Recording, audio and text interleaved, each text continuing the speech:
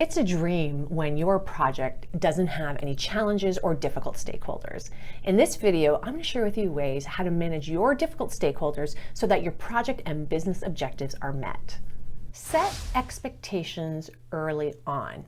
If you're going to manage any stakeholder in a project, then you need to ensure that they are clear with what their roles and responsibilities are. Now, let's just get clear on what a stakeholder is. A stakeholder is anyone involved in the project. This could be your team members. This could be senior executives because they're on steering committees. It could be your sponsor. Really, anyone who's involved in the project at any point would be considered a stakeholder. Now, how do you set clear expectations? There's a couple ways you can do this. You can do it at every single meeting by having an expectation list, kind of your rules for the meeting of how you expect people to behave, and you can set that up. Another way to do it, which I really highly recommend, and this is through your project documentation, which is your charter. That's your core fundamental document that everyone who's a stakeholder is going to be reading. And so put your set of expectations in that particular document. Why? Because if you know me and you know my program, Slay Project Management, I always talk about you need to go to the next step of having them sign that charter, because that's a document that's going to be signed, which lays everything out, including the expectations. Now, why? Why is this so important? You set the expectations. Expectations, rules, responsibilities mean nothing if you don't follow up on it. So part two to this is the following up when you set those expectations. And the nice thing about having in a meeting, if it's on a PowerPoint and you say, here are the expectations for this meeting, or better yet in the charter because they signed it, is when something comes up that someone is challenging, what you do is you bring up your charter that has your signature and you sit down with them one-on-one and discuss what's going on that is definitely not the behavior or expectation that you have written down here. And you can say to them, hey, you know what? We all agree this is our behavior. I'm noticing this. What's the roadblock that's causing you to go against something that we all agree to and you signed off on? It is a great tool and technique. It takes away emotional charge, and it's not you pointing the finger. It's the document that everyone signed off on that you're just bringing to their attention. It brings about accountability, something that all projects need.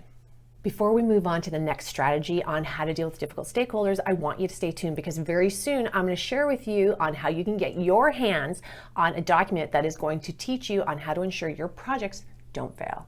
Identify the cause of difficulty. It is really important if you're going to manage challenging stakeholders that you have to understand what's causing this difficulty, what's causing the challenge. Is it miscommunication, misunderstanding? Do they have a hidden agenda? You don't know. Do not jump to conclusions.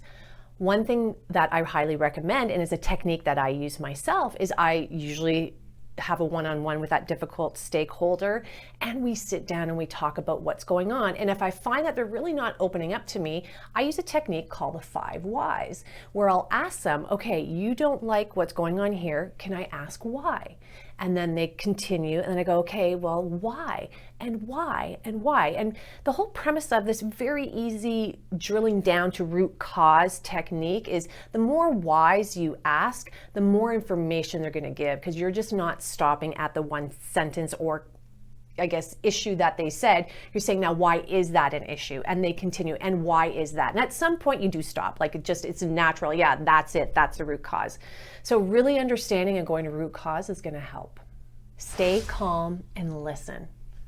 It is never fun listening to someone who's challenging and as well as upset or argumentative. But there's a lot of value to listening and not jumping and trying to defend yourself. Now, I want to be really, really clear because there's a fine line with listening to someone who's upset and challenging and argumentative and someone who's being abusive.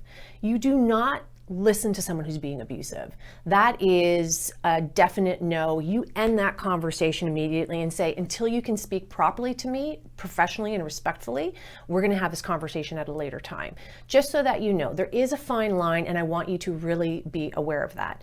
Now, if someone is upset and they are a little bit argumentative and they're challenging, then be patient, be calm, okay? They sometimes perhaps just need to have that ear. you can listen. The key is for you not to be charged by it. This is not about you. They may be saying it's about you because that's easy for them to do, but it's not about you. So if you listen and don't try to formulate what you're going to retort back to them, but to actually really see where they're coming from. And again, the technique that I like to use is to repeat what it is that they've said. So once they've stopped and they were able to lay it all out, you can say, Jane, if I heard you correctly, then what you're saying to me is A, B, C, D. I've said this tip before, and it's one that I use all the time, and it's awesome. It brings clarity. People, when you reply back to them exactly what they're thinking, all of a sudden their anger dissipates because they felt listened to.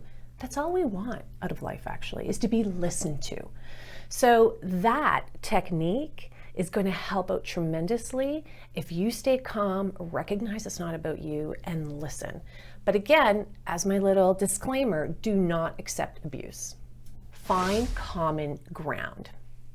Not all challenging or difficult stakeholders are going to be argumentative or abusive or anything like that, or they're going to be emotional.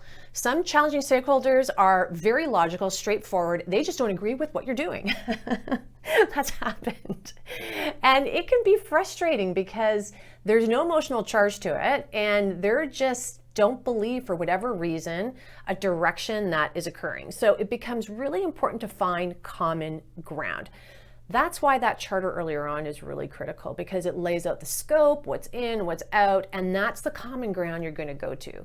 You're going to, again, one-on-one. You don't want to do this in front of a group of people. You want to do it one-on-one and talk to them. Okay, you're not agreeing with this, or they keep on bringing up roadblocks. You need to find out what it is, use your 5 whys to really understand it, but then go back to the charter and say, okay, ultimately we know we have to deliver on this. Are we in agreement?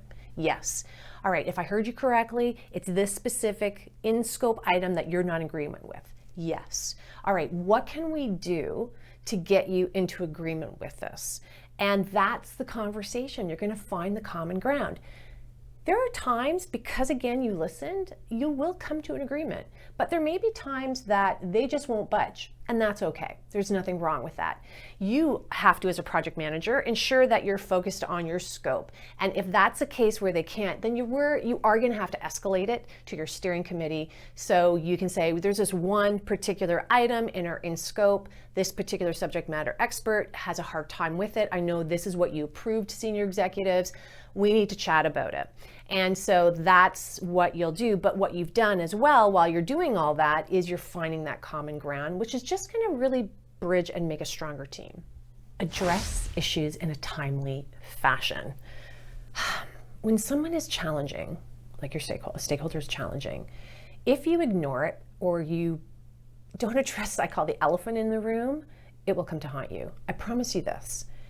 If you're in a team meeting and there's someone who's very challenging in that team meeting, your other team members see it, they know it, they may be even in their head, because if this person is someone who's just always challenging, may go, oh, not that person again, I can't believe they're doing this.